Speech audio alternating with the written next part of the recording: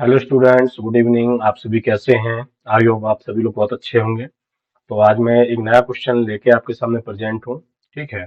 As you know, जो कि question आप देख रहे हैं ये रिलेशन फंक्शन का, और आपके सामने ये क्वेश्चन है, आप इसको रीड कर लीजिएगा। ठीक। रीड कर रहा हूँ मैं क्वेश्चन को। क्वेश्चन में कह रहे हैं कि if R is a R if R1 and R2 are equivalent relation on a set A, so that R1 intersection R2 is also an equivalence relation। ये आपको प्रूव करना है। तो ये दोनों जो R1 R2 रिलेशन, ये क्या है? इक्विवेलेंस रिलेशन है। तो इसके लिए हमें क्या क्या करना है, कैसे प्रूव करना है? ठीक है, तो इस बारे में हम लोग बात करेंगे अभी। ठीक। तो सबसे पहले हम लोग यहाँ पे देखिए, R1 R2 की बात करते हैं। तो यहाँ पे जो सॉल्यूशन यहाँ पे आएगा क्वेश्चन के, यहाँ पे हम लोग सॉल्यूशन कर रहे हैं इसका। ठीक है, इसको सॉल्यूशन देखिएगा। इसका सॉल्यूशन में क्या आएगा? Since R1 and R2 are equivalence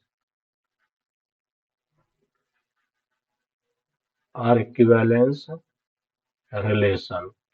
जब ये दोनों सेट इक्विवेलेंस रिलेशन, दोनों रिलेशन इक्विवेलेंस रिलेशन है, both relation are equivalence, then या यहाँ पे हम लोग राइट कर सकते हैं, this implies that R1 and R2 are reflexive. Equivalence relation है, तो these are the reflexive, symmetric and transitive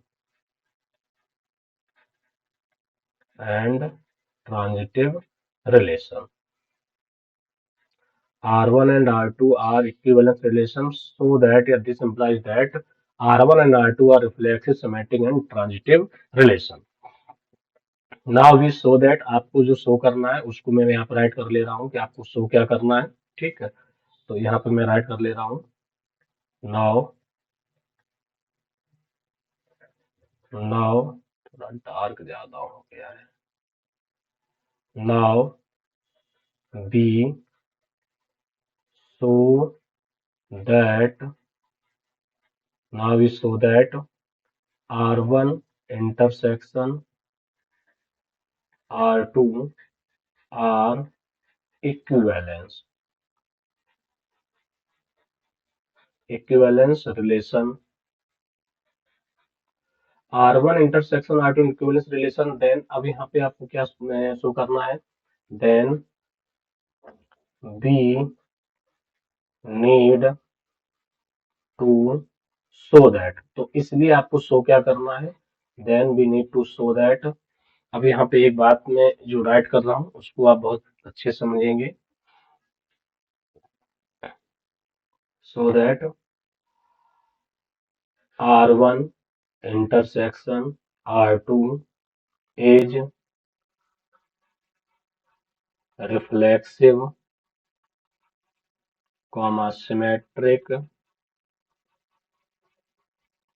symmetric and transitive।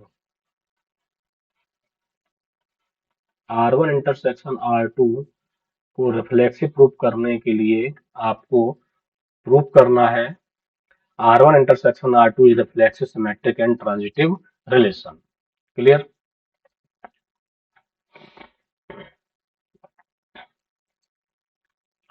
तो अब यहाँ पे हम लोग सबसे पहले एक हेडिंग टैब बना के राइट करते हैं। फर्स्ट टॉपिक रिफ्लेक्सिव प्रूफ करते हैं। ठीक।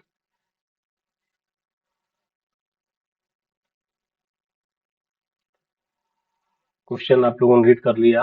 अब यहाँ पे हम लोग प्रूफ करेंगे इसको रिफ्लेक्सिव। ठीक। रिफ्लेक्सिव में आपको you know very well, let small A belongs to A, sorry यहाँ पे आर राइट हो गया है, स्मॉल ए बिलोंग्स टू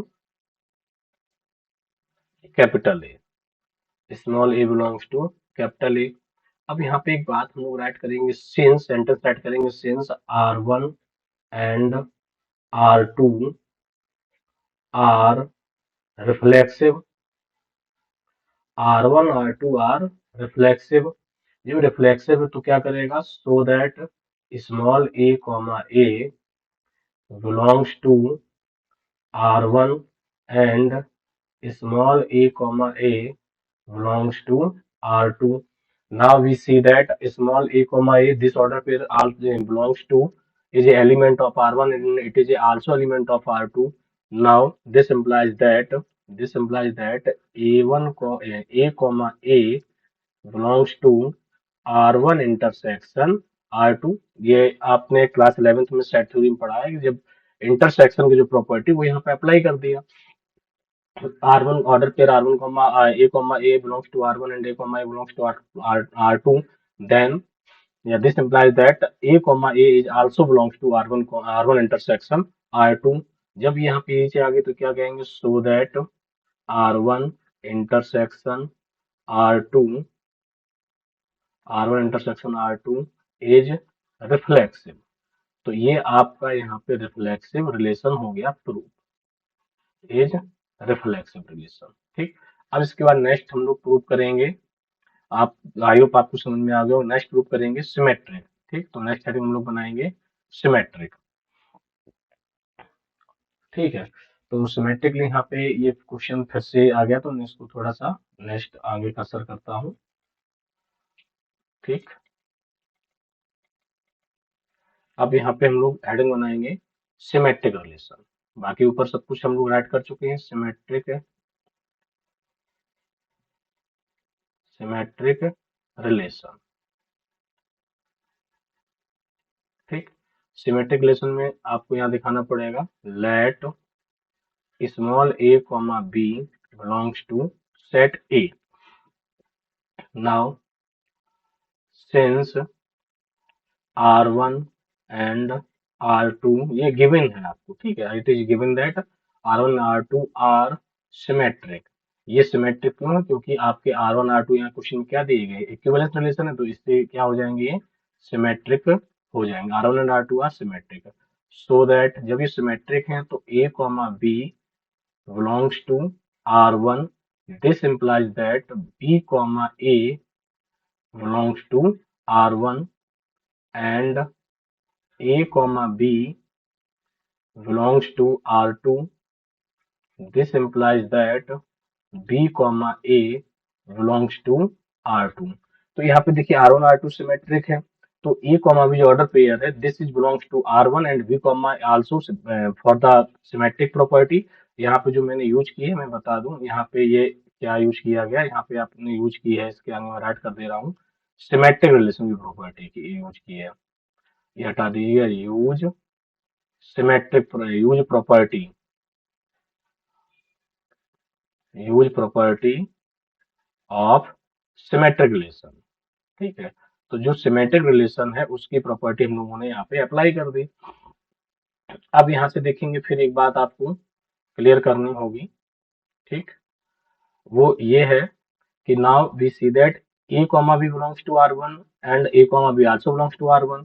तो this implies that A, B belongs to R1 intersection R2 implies that here, इसको थोड़ा सा मैं हाईलाइट कर दूं, ठीक है, तो जिससे आपको दिखेगा here B, is also belongs to R1 and B, is belongs to R2। जब इन दोनों को कंबाइंड करेंगे तो रिजल्ट आपको जो मिलेगा, this implies that B, A belongs to R1 intersection R2। This is the property of symmetric। Then we say that, yeah, so that R1 intersection R2 is symmetric, is symmetric relation, is symmetric relation। Next अब आपको prove करना है transitive. Clear, तो transitive के लिए हम लोग थोड़ा सा इसको और ऊपर करते हैं। ठीक है, तो क्वेश्चन आपके सामने रहेगा तो उससे आपको ट्रांजिटिविटी और अच्छे से समझ में आएगी। Now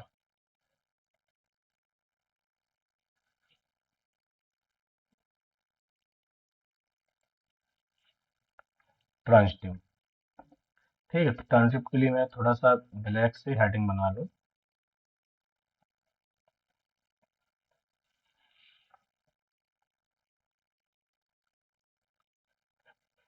SIVA transitive. क्लियर। अब इसको जो हम लोग सॉल्व करेंगे, देखिए ट्रांजिटिव कैसे सॉल्व करेंगे। ट्रांजिटिव में यहाँ दिखाएंगे let small a comma b comma c belongs to a। Clear. अब यहाँ राइट करेंगे since R1 and R2 are transitive relation, are transitive relation. Clear. Are transitive relation. अब ये ट्रांजिटिव है तो यहाँ से हम एक एक बात करेंगे। R1 R2 दोनों ट्रांजिटिव, पहले हम लोग R1 की बात करते हैं। ठीक है, R1 के लिए क्या राइट करिएगा, क्या कंडीशन बनेगी, a comma b belongs to R1 and b comma c belongs to R1. This implies that a comma c belongs to R1. This is the property of transitive relation for R1. Now we write the property of transitive relation for R2. Now we write a comma b. This is a, not d. A comma b belongs to R2 and b comma c belongs to R2. This implies that A comma C belongs to R2. Now we use the property of intersection. यहाँ पे हम लोग क्या use करेंगे, now we use the property of intersection. तो now so that A comma B belongs to R1 and A comma B belongs to R2, so that A comma B belongs to R1 intersection, ये यहाँ पे here 1 है, R1 intersection R2 and B comma C belongs to R1 and also B comma C also belongs to R2 and B comma C belongs to R1 intersection R2. This implies that here A comma C belongs to R1 and A comma C belongs to R2. Here A comma C belongs to R1 intersection R2. Clear? So this is the property of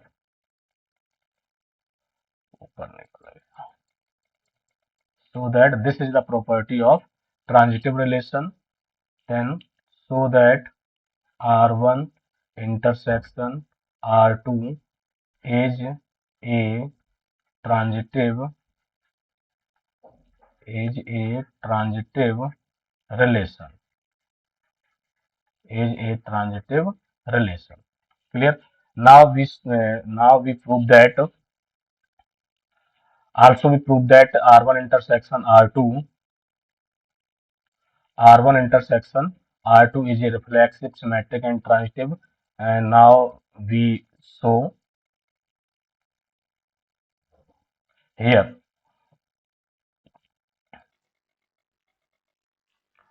solution, ये आपके यहाँ से reflexive proof किया है, this is the reflexive R1 intersection R2 is a reflexive relation and now R1 intersection R2 here is a symmetric relation and this R1 intersection R2 is a transitive relation, so that final answer में right करूंगा अब, so that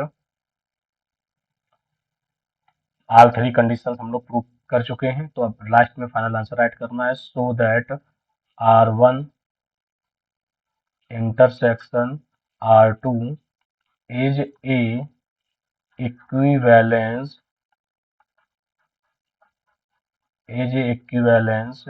relation. तो students ये आपका question proof हो गया, बहुत ही easy question है, मैंने बहुत इजी तरीके से आपको समझाया है। ये जो एनसीईआरटी में दिया गया वहां पे काफी उन्होंने कॉम्प्लिकेटेड बनाया है और ये क्वेश्चन इंपॉर्टेंट है आपके बोर्ड एग्जाम के लिए, आईआईटी के लिए। ये थ्योरम है, एनसीईआरटी शर्मा एमएल अग्रवाल देखेंगे तो उसमें ये क्वेश्चन आपको एज ए थ्योरम के फॉर्म में मिलेगा। तो आई होप आप सभी को ये क्वेश्चन समझ में आ गया होगा। वीडियो अच्छा लगा तो लाइक शेयर सब्सक्राइब करना मत भूलिएगा और हमारे चैनल को सब्सक्राइब जरूर करिएगा, शेयर करिएगा। Okay, thank you, bye.